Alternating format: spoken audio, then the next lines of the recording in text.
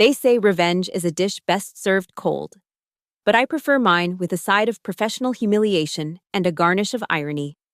The moment I walked into that conference room and saw the look of pure terror in my former boss's eyes, I knew that every sleepless night, every rejected proposal, and every condescending comment had led to this perfect moment of poetic justice. My name is Samantha Cross, and this is the story of how my biggest professional failure became my most satisfying victory. It started 3 years ago when I was 26 and working as a junior marketing coordinator at Pinnacle Dynamics, a mid-sized consulting firm in downtown Seattle.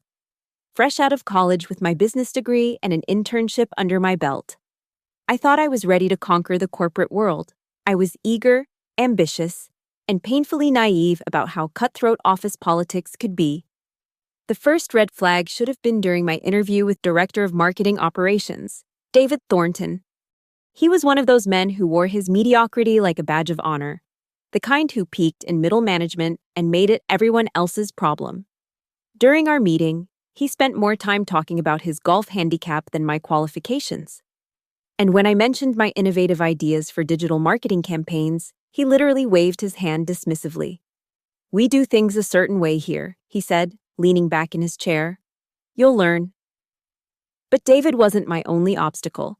There was also Patricia Manning, the senior marketing manager who had been with the company for 8 years and treated any new hire like a personal threat to her job security. Patricia had perfected the art of the backhanded compliment and could make you feel incompetent with just a raised eyebrow and a slight sigh. My direct supervisor was James Robertson, a man so insecure about his own abilities that he hoarded information like a dragon guarding treasure. James had the unique talent of taking credit for successes while ensuring any failures landed squarely on his subordinates' shoulders. He was the kind of manager who would schedule meetings just to hear himself talk and who responded to every email with, "Let's circle back on this," without ever actually circling back. For my first 6 months at Pinnacle Dynamics, I tried to be the perfect employee. I arrived early, stayed late, and volunteered for every project that came my way. I brought fresh ideas to team meetings, conducted thorough research for my assignments, and always met my deadlines. But somehow, nothing I did seemed to matter. When I proposed a social media campaign that could have increased our client engagement by 40%, Patricia shot it down in a meeting, claiming it was too risky and not aligned with our brand values. 2 weeks later, she presented a remarkably similar campaign as her own idea. And David praised her for her innovative thinking. When I created a comprehensive analysis of our competitors' marketing strategies that took me 3 weeks to complete, James submitted it to David with his name on it. When David complimented the work, James didn't even acknowledge my contribution.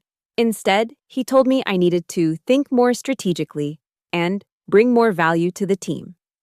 The breaking point came during the Henderson Industries project. Henderson was one of our biggest potential clients, and landing their account would mean a significant bonus for the entire marketing team. I had spent months developing a presentation that showcased exactly how we could help Henderson expand their market reach. I had charts, graphs, projected ROI calculations, and a detailed timeline for implementation. It was the best work I had ever produced. The night before the presentation, I stayed until midnight perfecting every slide, every transition, every word. I printed backup copies, prepared for potential questions, and even practiced my delivery in the empty conference room. I was confident this would be my moment to shine, to prove that I belonged at Pinnacle Dynamics. But when I arrived at the office the next morning, I found James in the conference room with David and Patricia, going through my presentation. "There you are," James said without looking up. "We've made some adjustments to your slides." David thought they needed more strategic focus. I looked at my laptop screen and felt my stomach drop. They had changed everything. My carefully crafted narrative had been butchered. My innovative ideas had been replaced with generic corporate speak. And my detailed analysis had been reduced to bullet points that meant nothing. "I don't understand," I said, trying to keep my voice steady. This was supposed to be my presentation. Patricia looked at me with that condescending smile I had grown to hate.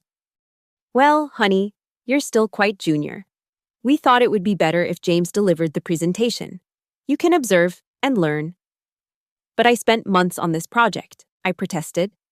And we appreciate your contribution, David said, not even bothering to look at me.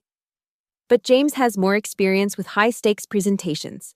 We can't afford to take risk with a client this important. I wanted to scream. I wanted to tell them that their strategic adjustments had turned my brilliant presentation into corporate garbage. I wanted to point out that James had contributed nothing to the project except his ability to take credit for other people's work. But I was 26, new to the corporate world, and I had been taught to respect authority and keep my head down. So I sat in the corner of the conference room and watched James stumble through my presentation. He mispronounced technical terms, couldn't answer basic questions about the data, and completely missed the point of several key slides. The Henderson Industries executives looked confused and unimpressed.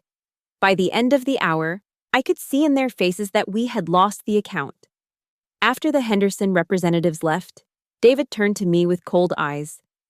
"This is exactly why we couldn't let you handle this presentation," he said. "The content was clearly not ready for a client of this caliber. You need to focus on developing your skills before you can take on projects this important." I stared at him in disbelief. They had destroyed my presentation and then blamed me for its failure. James nodded sagely, as if he hadn't just humiliated himself in front of potential clients.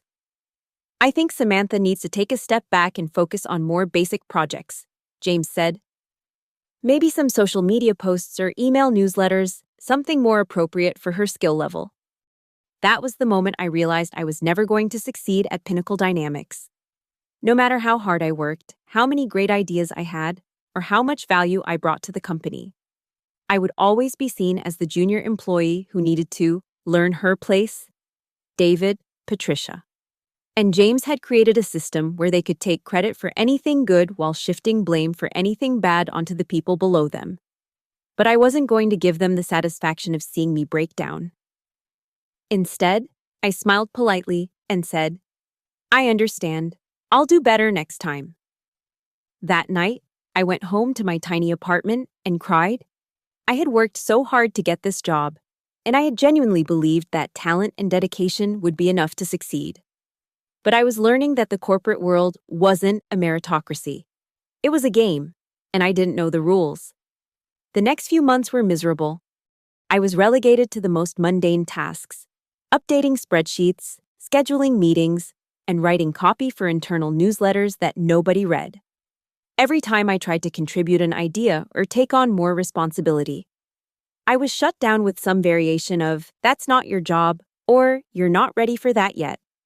Meanwhile, Patricia continued to steal my ideas and present them as her own. James continued to take credit for any work that went well while blaming me for anything that went wrong. And David continued to treat me like an inconvenience rather than a valuable team member. I started looking for other jobs, but the market was tough, and I was discovering that 3 years of experience at a place like Pinnacle Dynamics wasn't opening as many doors as I had hoped. The few interviews I managed to get led nowhere, and I began to wonder if I'd made a terrible mistake choosing marketing as a career. Then, 6 months after the Henderson Industries disaster, everything changed.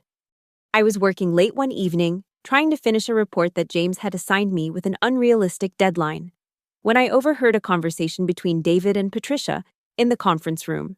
They were discussing the upcoming annual client review, and David was complaining about how the marketing department's performance had been disappointing.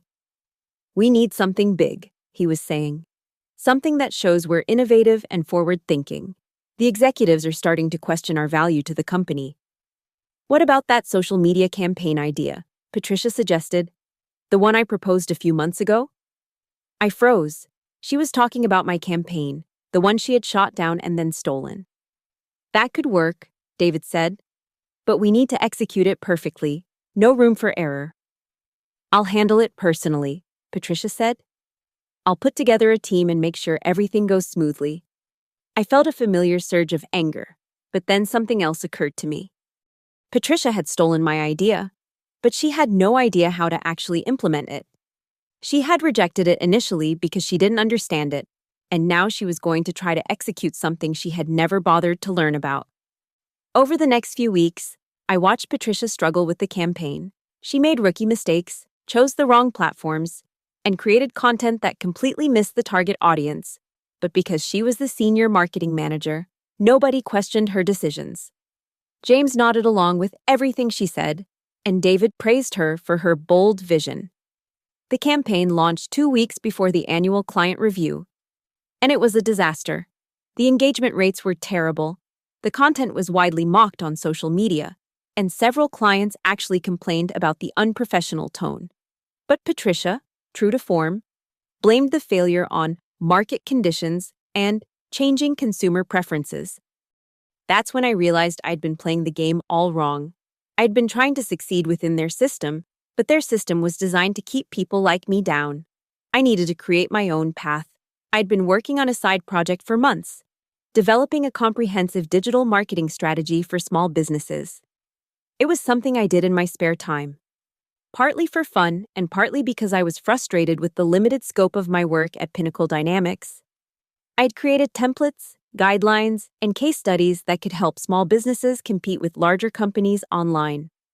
Instead of continuing to bang my head against the wall at Pinnacle Dynamics, I decided to turn my side project into a real business. I started reaching out to small business owners, offering my services as a freelance marketing consultant. I used my evenings and weekends to build a client base, and within 3 months, I was making more money from my consulting work than I was from my full-time job. The best part was that I was finally doing work that mattered. Instead of creating meaningless presentations for corporate executives who didn't understand or appreciate them, I was helping real people grow their businesses. I was seeing immediate results from my efforts, and my clients were genuinely grateful for the work I was doing. After 6 months of freelancing, I'd built enough of a reputation that I was getting referrals faster than I could handle them. I realized I needed to make a choice: continue working at Pinnacle Dynamics while building my business on the side, or take the leap and go full-time with my own company. The decision was made for me when James called me into his office one Friday afternoon. "Samantha," he said, with that fake concerned expression he always wore when he was about to deliver bad news. "I've been reviewing your performance, and I'm afraid we need to have a serious conversation about your future here." I sat down across from him, trying to look appropriately worried. "Your work quality has been inconsistent," he continued. "You seem distracted and unmotivated. David and Patricia have both expressed concerns about your commitment to the team."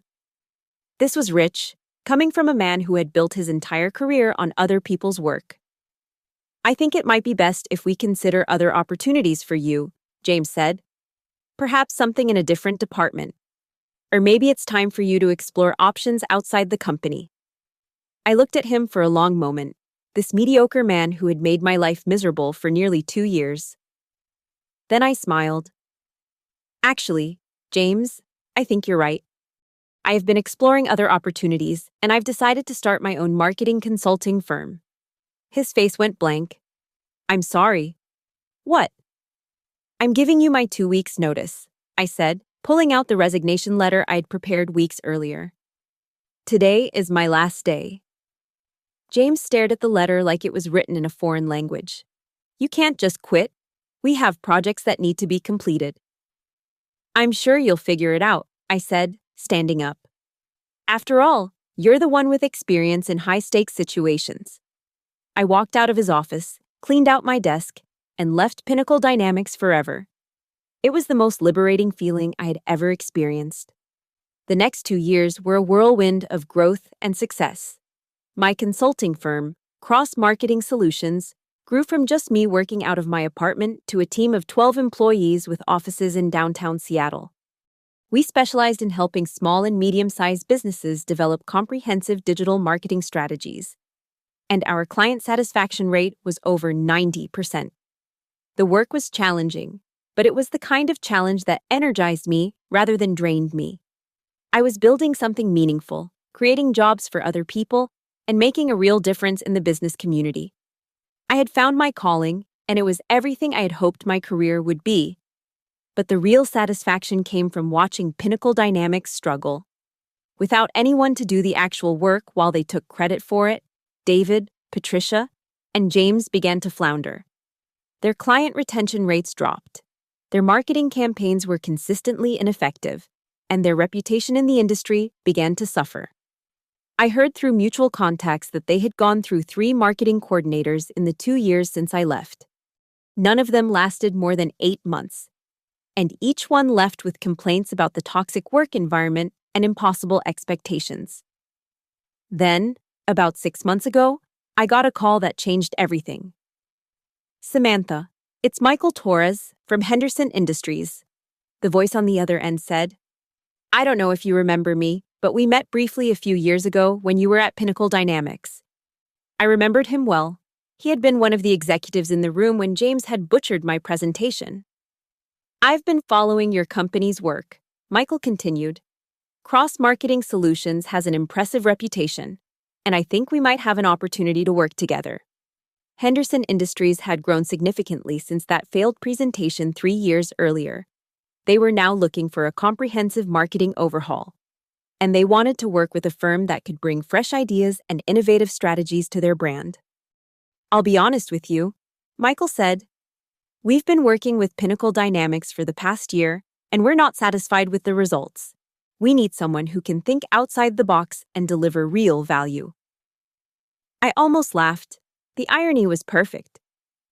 "I'd be very interested in discussing this opportunity," I said. "When would be a good time to meet?" We scheduled a meeting for the following week. Michael explained that Henderson Industries was planning to make a major announcement about their new marketing partnership, and they wanted to ensure they were working with the right firm before moving forward. "There's one more thing," Michael said. "We've invited Pinnacle Dynamics to present their proposal as well. We want to give them a fair chance to keep the account, so we're doing a competitive presentation process." This was better than I could have imagined. Not only would I have the chance to win a major client, but I would be competing directly against the people who had tried to destroy my career. I spent the next week preparing for the presentation of my life. I assembled my best team members, developed a comprehensive strategy that addressed all of Henderson Industries' challenges, and created a presentation that showcased exactly why cross-marketing solutions was the right choice for their business. The day of the presentation arrived, and I walked into the Henderson Industries conference room with confidence I had never felt at Pinnacle Dynamics. Michael Torres was there, along with 2 other executives I recognized from the original meeting 3 years earlier. And sitting across the table were David, Patricia, and James. The moment David saw me, his face went pale. Patricia's eyes widened with recognition, and James actually dropped his pen. They had no idea I would be there, and the shock was written all over their faces. "I believe everyone has met," Michael said, looking amused by the obvious tension in the room. "David, Patricia, James, I'm sure you remember Samantha Cross from her time at Pinnacle Dynamics. She's now the CEO of Cross Marketing Solutions." CEO, the word hung in the air like a weapon. I watched as the 3 of them processed this information, their expressions shifting from shock to confusion to something that looked like panic. "Samantha," David said, trying to recover his composure. "Congratulations on your new venture." "Thank you," I replied with a smile. "I'm very excited about the opportunity to work with Henderson Industries." Michael gestured toward the presentation screen. "Pinnacle Dynamics, you're up first." I sat back and watched as David, Patricia, and James delivered their proposal. It was everything I expected: generic, uninspired, and completely out of touch with what Henderson Industries actually needed. They presented the same tired strategies they had been using for years, wrapped in corporate buzzwords that meant nothing. Patricia stumbled over several key points, clearly unprepared for the level of detail the Henderson executives expected. James tried to fill in the gaps with vague promises about leveraging synergies and optimizing outcomes, but it was obvious he had no idea what he was talking about. David attempted to salvage the presentation with his usual blend of false confidence and meaningless jargon, but even he seemed to realize they were failing. The Henderson executives asked pointed questions about ROI projections, target demographics, and implementation timelines. The Pinnacle Dynamics team fumbled through their answers, clearly hoping to get by with generalities and empty promises. After 45 minutes of watching them struggle, Michael called for a break. "Cross-marketing solutions, you're up next," he said, I stood up and walked to the front of the room, making brief eye contact with each of my former colleagues. David was sweating slightly, Patricia was frantically scribbling notes, and James was staring at his hands. "Thank you for this opportunity," I began. 3 years ago, I sat in a very similar room and watched a presentation about Henderson Industries' marketing needs. That presentation failed because it focused on what the presenters wanted to say, rather than what Henderson Industries needed to hear. I clicked to my first slide, which showed a detailed analysis of Henderson Industries' current market position. Today, I want to show you exactly how cross-marketing solutions can help Henderson Industries not just reach your target audience, but exceed your growth projections for the next 5 years. For the next hour, I delivered the presentation of my career. I showed them comprehensive market research, innovative campaign strategies, and detailed implementation plans with realistic timelines and measurable outcomes. I addressed every question they had asked Pinnacle Dynamics, but with specific data and concrete examples. I presented case studies of similar clients we had worked with, showing exactly how our strategies had led to increased sales, improved brand recognition, and higher customer satisfaction rates. I outlined a customized approach for Henderson Industries that took into account their unique challenges and opportunities. Throughout the presentation, I could see the Henderson executives becoming more and more engaged. They were asking follow-up questions, taking notes, and nodding with approval. Meanwhile, the Pinnacle Dynamics team was sinking further into their chairs, realizing that they had been completely outclassed. When I finished, the room was silent for a moment. Then Michael smiled. "That was exactly what we were hoping to hear," he said. "You've clearly done your homework, and your approach is exactly what we need." "Do you have any questions about our proposal?" I asked. "Just one," said Janet Morrison, the Henderson Industries CMO. "When can we start?" I looked across the table at David, Patricia, and James. They were staring at me with a mixture of disbelief and defeat. The same woman they had dismissed as too junior and not ready had just stolen their biggest client with a presentation that made their efforts look amateur. "We can begin immediately," I said. "In fact, we've already started preliminary work based on our research into Henderson Industries' current marketing challenges." Michael stood up and extended his hand. "Welcome to the Henderson Industries family, Samantha. We're looking forward to working with cross-marketing solutions." As we shook hands, I heard David clear his throat. "Michael, I think there might be some confusion here," he said desperately. "Pinnacle Dynamics has been Henderson Industries' marketing partner for over a year. We understand your business, we know your challenges, and we have established relationships with your team." Michael turned to look at him with an expression of polite but firm dismissal. "David, I appreciate the relationship we've had, but the results speak for themselves. In the past year, our marketing performance has been consistently below expectations. We need a fresh approach, and cross-marketing solutions has demonstrated exactly the kind of innovative thinking we're looking for." Patricia tried one last desperate attempt. "But Samantha used to work for us. There might be confidentiality issues, conflicts of interest." "There are no confidentiality issues," I interrupted calmly. "I've reviewed all relevant agreements, and everything I've presented today is based on publicly available information and original research conducted by my team." James looked like he might be sick. "This is a mistake. You don't understand what you're doing. Samantha doesn't have the experience to handle an account this size." The irony was so thick you could cut it with a knife. This was the same man who had told me I wasn't ready to handle the Henderson Industries account 3 years earlier. "Actually," I said, "I have exactly the experience needed to handle this account. I've been studying Henderson Industries' marketing needs for 3 years, and I've spent the last 2 years successfully managing accounts of similar size and complexity." Michael looked at James with barely concealed annoyance. "I think we've heard enough. David, Patricia, James, thank you for your time. We'll be in touch about the transition process."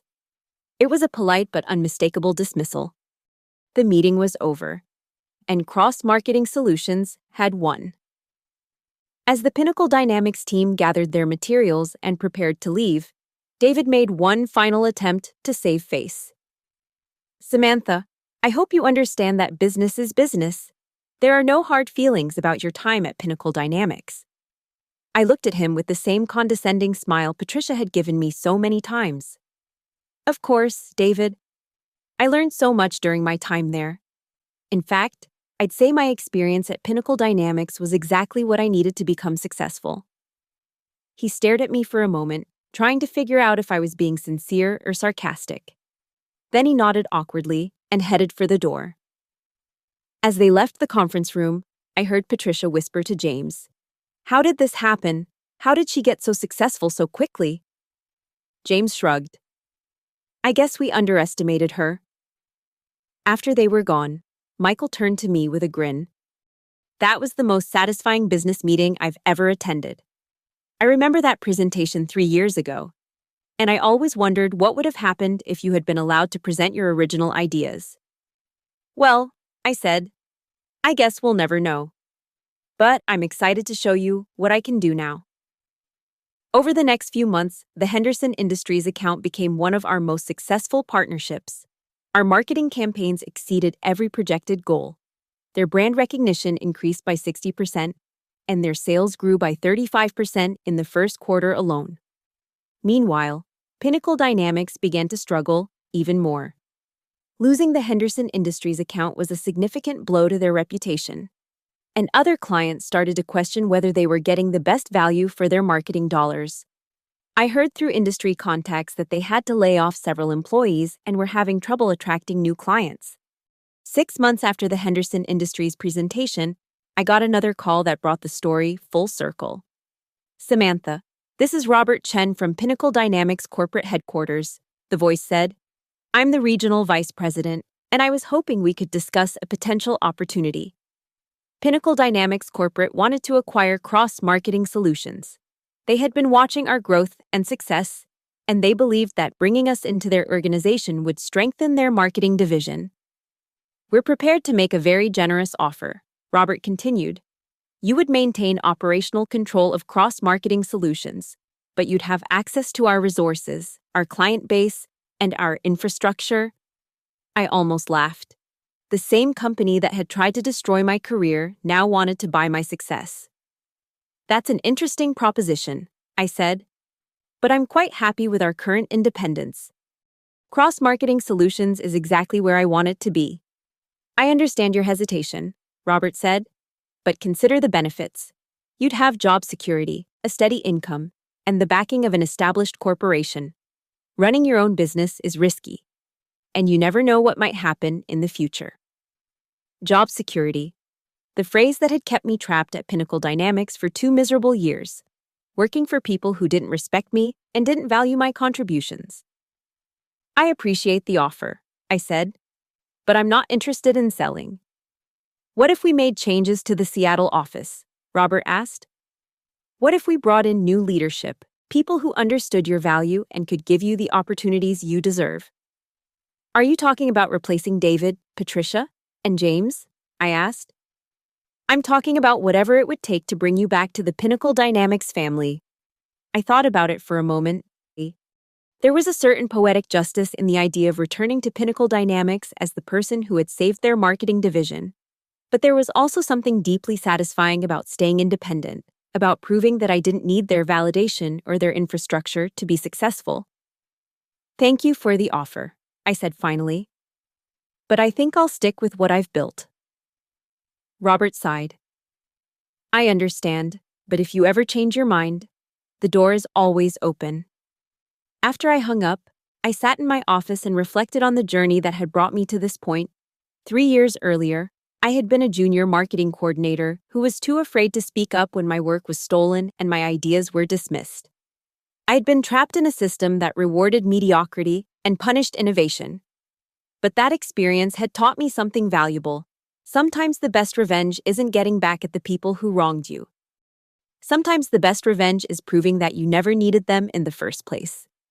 Today, Cross Marketing Solutions is one of the most respected marketing firms in the Pacific Northwest. We have offices in Seattle, Portland, and San Francisco, and we work with clients ranging from small startups to Fortune 500 companies. Our team has grown to over 50 employees, and we've been recognized with numerous industry awards for our innovative campaigns and exceptional client service. As for David, Patricia, and James, I heard through the grapevine that they were all eventually let go from Pinnacle Dynamics. The company restructured their marketing division, bringing in new leadership and adopting many of the strategies that firms like mine had pioneered. It was too little, too late, but it was a recognition that their old ways of doing business were no longer sustainable. I never set out to destroy their careers. I just focused on building my own success. And their failures were a natural consequence of their own inadequacies. They had created a toxic environment that drove away talented people and stifled innovation. Eventually, that approach caught up with them. The most satisfying part of this story isn't that I got revenge on the people who treated me poorly. It's that I discovered my own potential and built something meaningful from nothing. I learned that success isn't about climbing someone else's ladder, it's about building your own. Every morning when I walk into my office, I'm reminded of how far I've come. I have a team of talented, creative people who are passionate about their work. I have clients who trust me with their most important business challenges. I have the freedom to innovate, to take risks, and to pursue opportunities that excite me. And I have the satisfaction of knowing that I earned it all through my own efforts, without compromising my values or accepting anyone else's limitations on my potential. They say that living well is the best revenge, but I think building something extraordinary is even better. 3 years ago, David, Patricia, and James thought they had ended my career before it really began. Instead, they gave me the motivation to create something far better than anything I could have achieved working for them. Sometimes the best thing that can happen to you is having someone tell you that you're not good enough. It forces you to prove them wrong, and in the process, you discover just how capable you really are. My failure at Pinnacle Dynamics led to the most unexpected career success, and I wouldn't change a single moment of the journey that brought me here.